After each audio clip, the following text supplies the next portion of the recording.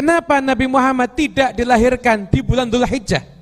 Padahal ketika itu orang Arab menghormati Dzulhijjah, bulan haji, atau di bulan Rajab, bulan haram yang orang gak mau perang di saat itu, atau di bulan Ramadan.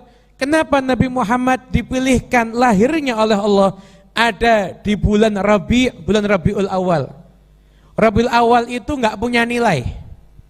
Di masa itu nggak ada orang mengenang Rabiul Awal kecuali setelah lahirnya Nabi Muhammad SAW. Kenapa? Agar kita sadar kelahiran Nabi itu mulia bukan karena Rajab. Kalau Nabi lahir di bulan Rajab, orang anggap Rajab makanya mulia karena Rajabnya. Enggak. Rabi yang enggak mulia ini karena di situ dilahirkan Nabi Muhammad, maka Rabiul Awal menjadi hari yang mulia. Kenapa hari Senin? Kenapa bukan di hari Jumat, hari rayanya orang Islam? Hari Sabtu diagungkan sama orang Yahudi, hari Ahad diagungkan sama pengikutnya Nabi Isa alaihissalam. Kenapa dibuat di hari Senin? Biar orang tahu Senin aslinya enggak mulia, tapi Senin menjadi mulia karena di situ dilahirkan Nabi Muhammad SAW. Karena itu zat yang mulia ini lahir pada saat-saat semacam ini. Ada beberapa riwayat yang mengatakan Nabi Muhammad, memang ada riwayat yang mengatakan tanggal 9 Rabiul Awal. Tapi juga nggak kalah masyhurnya riwayat yang mengatakan kelahiran Nabi tanggal 12 Rabiul Awal. Sebenarnya nggak penting ada diskusi tentang itu. Yang penting dimanapun juga, saat apapun juga, mengenang Nabi Muhammad adalah satu kebaikan dan satu keindahan. Itu yang harus kita sepakati bersama.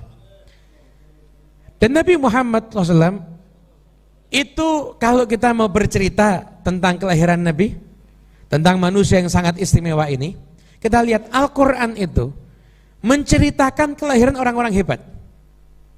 Al-Quran menceritakan kelahiran Nabi Musa, diceritakan dalam Al-Quran. Bagaimana ibu yang Nabi Musa di bawah tekanan ketika itu akhirnya melahirkan anak, dan anaknya kemudian diperintahkan untuk diletakkan di peti, kemudian dilemparkan ke laut. Nabi Musa alaihissalam. Kelahiran Nabi Isa, Siti Maryam yang ketika itu dituduh macam-macam. Beliau bersandar di pohon kurma, dan pohon kurma kan kokohnya luar biasa. Wa huzzi ilaiki bijid'in nakhlati tusaqit alaiki rutaban janiyya. Kalau kamu goyangkan aja dikit itu daripada pohon kurma itu, nanti akan jatuh itu kurma-kurmanya. Lahir Nabi Isa. Bahkan gak cuma Nabi Isa, Siti Maryam itu kelahirannya diceritakan. Imran punya istri namanya Hannah. Hannah ini nazar, saya nazar, ini anak saya akan mengabdi sama Allah. Saya sebagai orang tuanya, saya gugurkan hak saya. Ini anak saya biar ngabdi terus sama Allah. Lahir ternyata perempuan. Biasa setengah protes sama Allah, walaisa dzakaru kal untha, ya Allah. Enggak, laki enggak sama dengan perempuan untuk ibadah. Perempuan enggak bisa maksimal. Tapi Allah menjawab, walaisa dzakaru kal untha, betul, memang laki enggak kayak perempuan, tapi anak perempuanmu yang ini di tafsirnya itu akan mengalahkan banyak orang laki-laki. Itu Siti Maryam, dan akhirnya menjadi ahli ibadah dan memiliki anak yaitu Nabi Isa alaihissalam. Kalau Nabi Musa, Nabi Isa, Siti Maryam diceritakan detail dalam Al-Quran, maka merupakan satu ajaran Al-Quran untuk kita ini mengenang Nabi Muhammad SAW. Bagaimana detik-detik kelahiran Nabi, bagaimana istimewanya kelahirannya Rasulullah SAW. Nabi Muhammad itu lahir 50 hari setelah akan datang serbuan pasukan gajah. Abraha itu datang bawa pasukan gajah. Tidak usah bayangkan, nggak ada yang bisa ngelawan kalau pasukannya gajah. Ibarat zaman sekarang pasukan bawa tank begitu semuanya. Tapi kalau Allah yang punya mau, siapa yang bisa menghalangi maunya Allah? Abdul Muthalib datang ketika Abraha pasukannya ngambil ternak-ternak milik orang-orang Quraisy ketika itu, maka Abdul Muthalib sendirian mendatangi Abraha di tengah pasukan yang luar biasa. Setelah itu Abraha dari saking hebohnya dan kedatangan Abdul Muthalib sampai beliau gugup, harusnya raja di singgasana duduk di bawah berdua sama Abdul Muthalib ketika itu. Raja Abraha. Harusnya dia duduk di singgasana. Lihat Abdul Muthalib sungkan, dia duduk di bawah kakinya Rasulullah. Ya Rasul datang, unta saya diambil. Saya mau bawa balik unta saya. Kamu nggak membela Ka'bah? Unta itu pemiliknya aku, Ka'bah pemiliknya Allah. Kalau kamu ganggu Ka'bah, kamu akan berhadapan dengan yang punya. Silahkan aja kalau kamu berani. Dikembalikan untanya Abdul Muthalib, bawa masyarakat untuk mengungsi ketika itu. Maka ketika Abraha udah mendekati dan sampai di Wadi Nu'air, maka turunlah ketika itu burung ababil. Satu burung bawa 3 batu di paruhnya dan di 2 cakarnya. Dan 1 batu itu begitu dilepaskan pas pada bagian tengah dari kepala ini dan langsung nembus sampai ke bawah. Semuanya itu mati karena batu itu.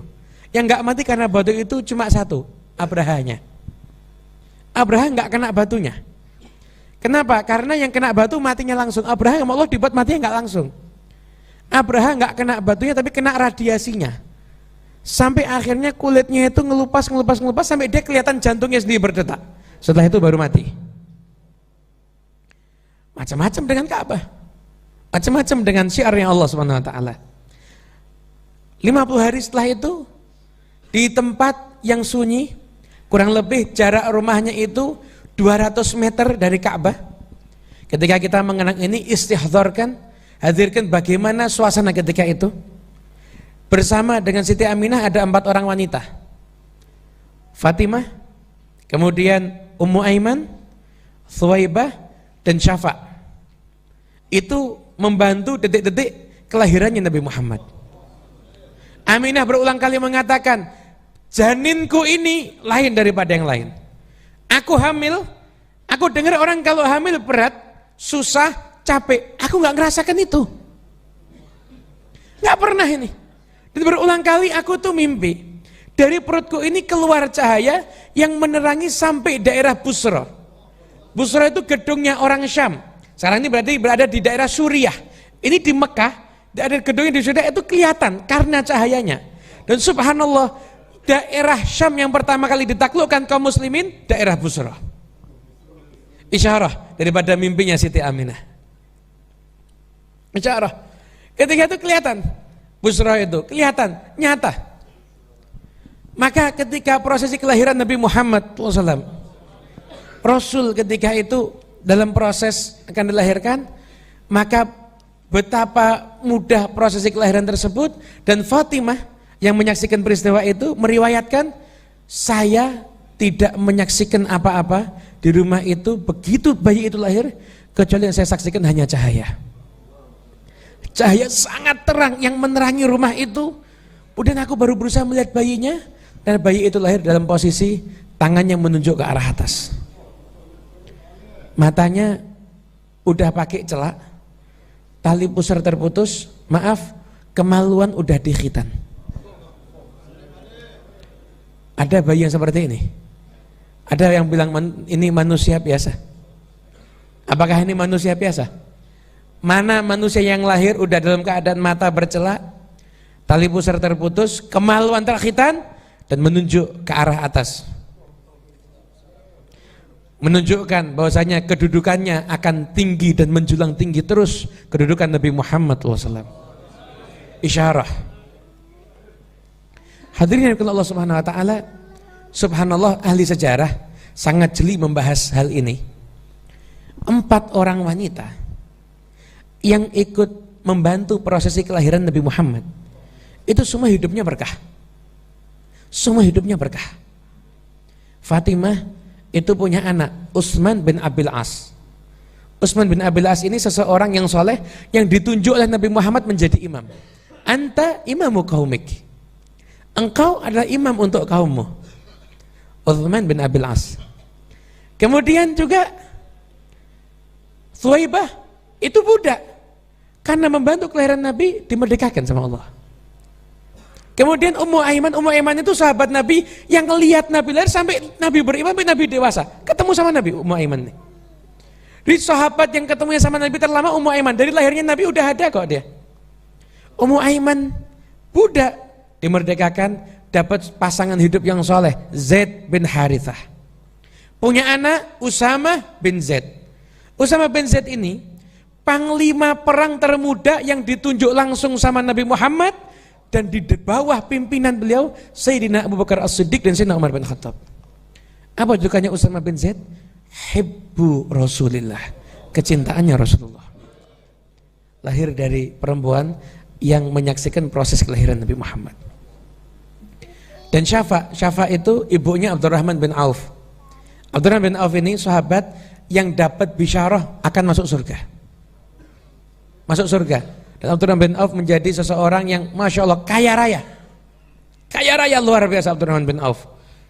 Ibunya menyaksikan kelahiran Nabi Muhammad. Karena itu kalau kita ingin pasangan hidup yang baik, terlepas dari semua ikatan kehidupan, keturunan yang soleh, harta yang berkah dan berlimpah ruah, sering-sering kita mengagungkan kelahiran Nabi Muhammad agar kita mendapatkan keberkahan sebagaimana didapatkan oleh wanita-wanita tersebut. Dan alhamdulillah kita pagi hari ini berkumpul bersama, kita gembira dengan kelahiran Nabi. Insya Allah kita akan dapat sebagaimana didapatkan oleh wanita-wanita solehah tadi.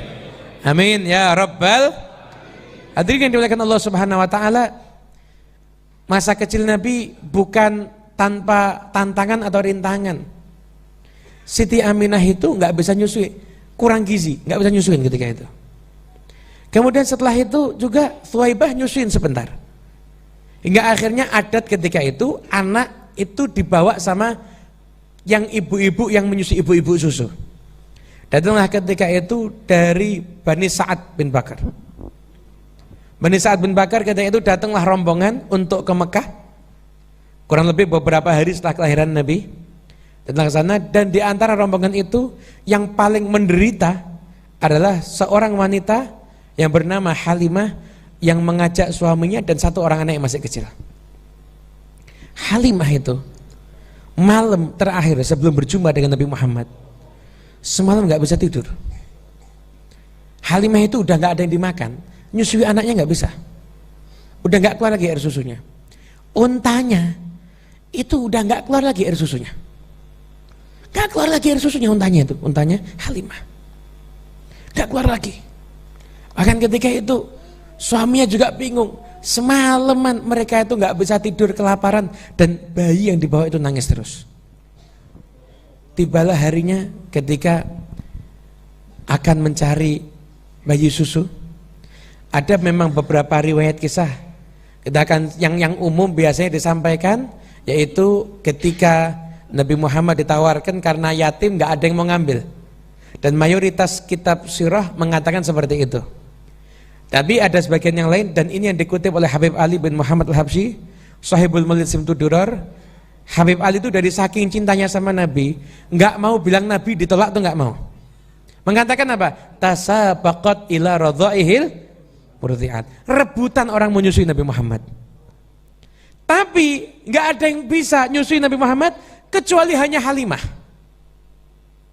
Halimah ini begitu lihat Nabi, ibunya Nabi ini mau nyerahkan anaknya loh ini kepada orang yang belum kenal. Tapi kita lihat Halimah, fahanat alaihi hunuwal ummahati alal banin. Dilihat Halimah ini, ya Allah, megangnya Nabi itu kayak cintanya seorang ibu kepada anaknya. Cinta seorang ibu kepada anaknya dengan penuh perasaan kasih sayang. Maka ibu Nabi bisa untuk udah dipasrahkan, dibawa Nabi Muhammad ketika itu bersama dengan Halimah Sa'diyah. Begitu hari pertama Nabi Muhammad dibawa, Halimah yang udah kurang gizi, air susunya kembali ada. Dan untanya yang udah nggak keluar air susu, untanya bukan keluar lagi, berlimpah air susu. Suaminya Halimah bilang apa? Wallahi Halimah, anak yang kamu ambil ini barokah. Anak yang kamu ambil ini barokah. Jalan Halimah bawa Nabi Muhammad, dan diriwayatkan selama perjalanan itu mendengarkan bebatuan mengatakan assalamu alayka ya Rasulullah, assalamu alayka ya Rasulullah. Hadirin yang dimuliakan Allah, batu yang mengucapkan salam gak akan terlupakan dalam sejarah. Nabi Muhammad ketika di Madinah beliau pernah mengatakan, demi Allah ada satu batu di Mekah sering mengucapkan salam kepadaku. Mekah itu isinya batu. Sampai sekarang aku masih tahu batu itu yang mana, bentuknya seperti apa, aku masih hafal. Kalau batu mengucapkan salam diingat sama Nabi, apalagi kita umatnya. Makanya jangan pernah kita berpikir cinta kita nggak akan terbalas. Enggak, cinta kita akan dibalas sama Nabi Muhammad. Asalkan kita cinta. Begitu kita itu rindu sama Rasulullah, Kita harus tahu, maka Rasulullah sudah lebih merindukan kita. Rasulullah lebih merindukan kita semuanya.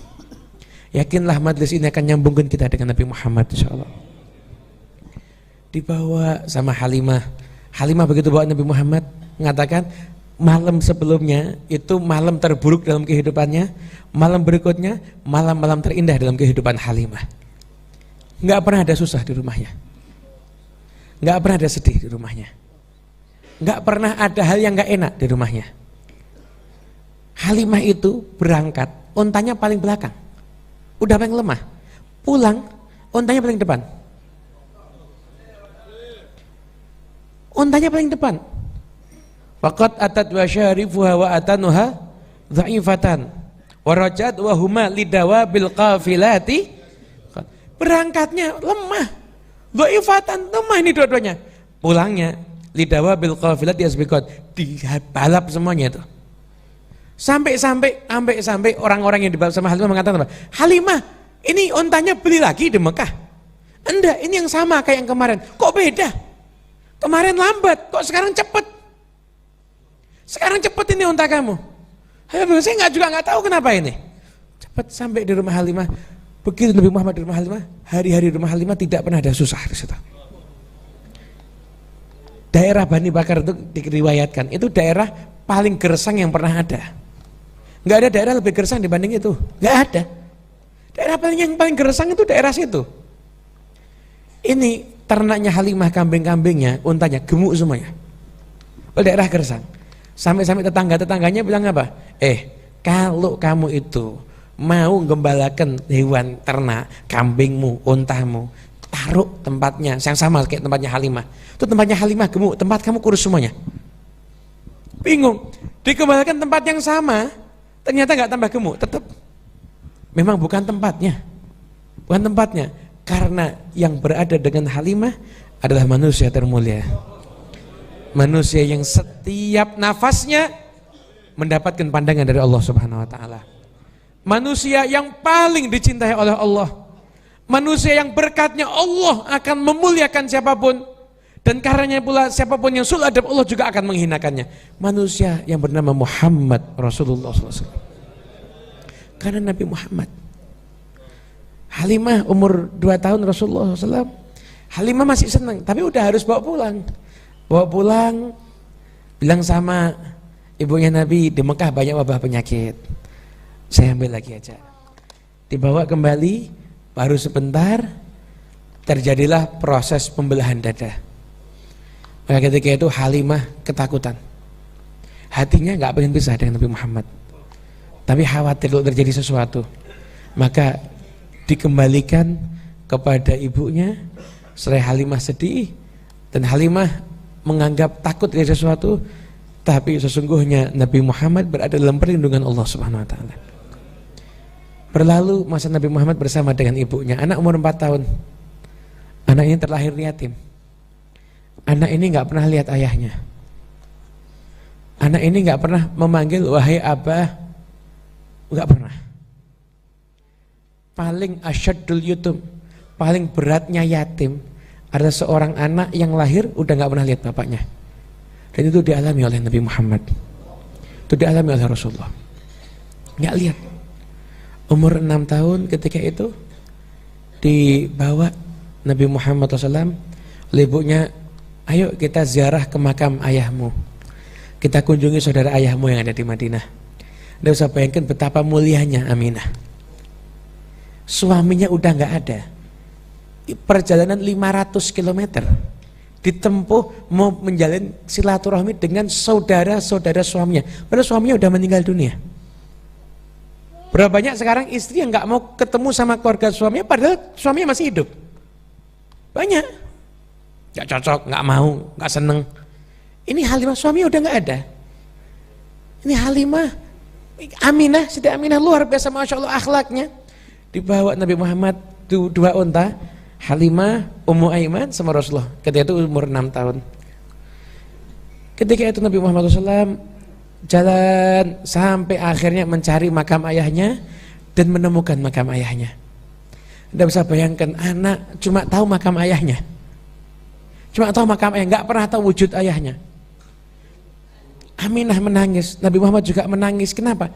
Dia hanya bisa membayangkan ayah saya seperti apa sebenarnya. Nggak pernah lihat, nggak pernah tahu. Ketika itu dirapikan itu makam. Setelah itu ada tempat-tempat, ada seperti air begitu sana, kemudian keliling ke keluarga ayahnya. Dan di perjalanan itu Siti Aminah sakit. Siti Aminah sakit. Sampai sakit dirawat sama Nabi Muhammad, sama Ummu Aiman. Dirawat, diperhatikan. Sehingga sakitnya semakin parah. Sampai akhirnya Siti Aminah melantunkan berbagai macam beberapa syair yang indah yang menunjukkan bahwasanya anaknya bukan manusia biasa. In sahha ma absartu fil manami fa anta mab'udzun 'alal anami. Kalau benar apa yang aku lihat di mimpiku, engkau anakku adalah yang diutus untuk alam semuanya ini. Untuk seluruh manusia, jin dan malaikat semuanya. Ini engkau adalah utusannya. Maka satu kullu hayyin mayyit, setiap yang hidup pasti akan mati. Setiap yang baru pasti akan usang. Dan aku tidak akan usang karena aku meninggalkan kebaikan yaitu Muhammad. Ketika itu wafatlah Siti Aminah. Bagaimana tangisan Nabi Muhammad ketika itu? 6 tahun lihat makam ayahnya, satu lihat jasad ibunya. Ketika itu hadirin yang dikasihi Allah Subhanahu wa taala, Nabi Muhammad dan Ummu Aiman menggali tanah untuk makam ibunya sendiri. Digali tanah untuk makam ibunya sendiri. Kemudian setelah itu ketika Ummu Aiman akan memasukkan jasad daripada Siti Aminah, Ummu Aiman mengatakan, Muhammad jangan lihat ya. Kau jangan lihat. Ini ibumu. Jangan lihat. Karena takut Nabi Muhammad itu nggak kuat. Dibawa sama Ummu Aiman, dikuburkan, ditutup sendiri, diuruk sendiri jasad ibunya. Anak kecil umur 6 tahun. Umur 6 tahun. Kita lihat mungkin ada anak kecil umur 6 tahun yatim banyak, tapi yang gali kuburan untuk bapaknya nggak ada. Gali kuburan untuk ibunya nggak ada. Ini anak kecil ditinggal wafat, perasaan seperti itu harus gali makam untuk ibunya sendiri dengan alat yang sederhana ketika itu. Perjuangan luar biasa. Ditaruh, setelah itu ada di makam itu. Setelah itu ditutupkan. Dan setiap Nabi Muhammad SAW itu ziarah. Itu hadis, dalam hadis dikatakan apa? Fabaka wa abka haulah. Membantu setiap ziarah ke ibunya, beliau menangis dan menjadikan orang sekitarnya itu semuanya menangis. Cuma 6 tahun berjumpa sama ibunya, tapi punya kenangan yang bisa menjadikan betul nangis setiap ziarah ke makam ibunya. Nabi Muhammad SAW. Baru sebagian kecil ini. Setelah itu berhari-hari, ada yang mengatakan 3 hari Nabi Muhammad nangis di situ. 6 tahun, nggak punya ayah, nggak ada ibu. Pulang sampai ke tempatnya Abdul Muthalib, buka pintu, Abdul Muthalib kaget. Aina ummuk? Mana ibu kamu? Mana ibu kamu? Dijawab oleh Ummu Aiman, ibunya udah meninggal dunia. Abdul Muthalib, belum. Engkau anakku, engkau anakku. Belum. Bayangkan Abdul Muthalib betapa hancurnya perasaannya. Cucunya disayangi. Gak ada ayah, gak ada ibu. Gak ada ayah, gak ada ibu. Tapi inilah manusia yang termulia. Inilah manusia yang termulia. Hadirin dengan Allah Subhanahu wa taala, Nabi Muhammad SAW hidupnya apabila kita ceritakan, kita akan menyaksikan gak ada orang diuji sebagaimana ujian Nabi Muhammad. Gak ada. Gak ketemu ayah. Umur 6 tahun ditinggal wafat sama ibu. Dirawat kakek umur baru 2 tahun kakek meninggal dunia. Dibela paman meninggal dunia. Kehilangan istri. Kehilangan istrinya yang membantu, setelah kehilangan. Kehilangan 3 anak laki-lakinya. Kehilangan anak perempuannya. Anak perempuannya diceraikan di hadapannya. Diusir, dilempari batu. Ketika Nabi Muhammad itu dilempari batu sampai berdarah-darah ketika itu. Kemudian duduk istirahat dengan Zaid bin Harithah sampai malaikat datang bilang, kita akan hancurkan. Enggak, semoga nanti dari sulbi mereka akan muncul orang-orang yang beriman. Ketika itu Zaid bin Harithah bilang, ini Nabi Muhammad mau kemana? Setelah itu Nabi bilang, ayo kita kembali ke Mekah. Setelah itu, ya Rasulullah, mau ke Mekah lagi? engkau diserang, engkau disakiti, engkau mau kembali ke Mekah lagi? Dia mengatakan, Zaid, kamu jangan khawatir. Nabi ini akan selalu ditolong oleh Tuhannya. Kembali ke Mekah dakwah lagi. Ke orang-orang yang dulu menolak beliau. Orang-orang yang dulu menyakiti beliau. Orang-orang yang dulu menghina beliau. Diusir. Mau ke Madinah, dikejar-kejar. Sampai di Madinah berjumpa dengan orang Yahudi, musuh dalam selimut. Istrinya difitnah selingkuh. Anda mau cari ujian model apa? Anda mau ujian model apa? Siti Aisyah meriwayatkan, Nabi Muhammad ketika meninggal dunia tidak pernah meletakkan bata di atas bata, nggak pernah sempat bangun rumahnya. 2 bulan nggak ada yang dikonsumsi. Ini kehidupan manusia yang termulia. Makanya kalau di dunia ini ada yang boleh mengeluh, yang paling layak mengeluh Nabi Muhammad, tapi beliau nggak pernah mengeluh. Yang kita alami nggak ada apa-apanya dibandingkan Nabi Muhammad. Ini berapa keluhan kita setiap harinya? Kalau kita ganti keluhan kita dengan istighfar, maka pertolongan Allah akan datang sebelum kita sempat mengeluh, insya Allah. Kalau ada yang boleh mengeluh di dunia ini, yang layak untuk mengeluh adalah Nabi Muhammad SAW. Ngalami macam-macam Rasulullah, ngalami macam-macam. Nabi Muhammad ngalami urusan rumah tangga, ya Allah. Rumah tangga Nabi bukan dikira hal yang enteng. Dialami sama Nabi berat urusan rumah tangga itu. Nabi itu menikah dengan macam-macam wanita yang memang hikmahnya luar biasa. Nabi bukan senang sama perempuan. Salah besar. Saat ini ada orang-orang di luar Islam yang menggaung-gaungkan Nabi Muhammad itu senang sama perempuan karena nikah banyak. Nabi itu perang itu puluhan kali. Mana ada waktu bersenang-senang sama istri?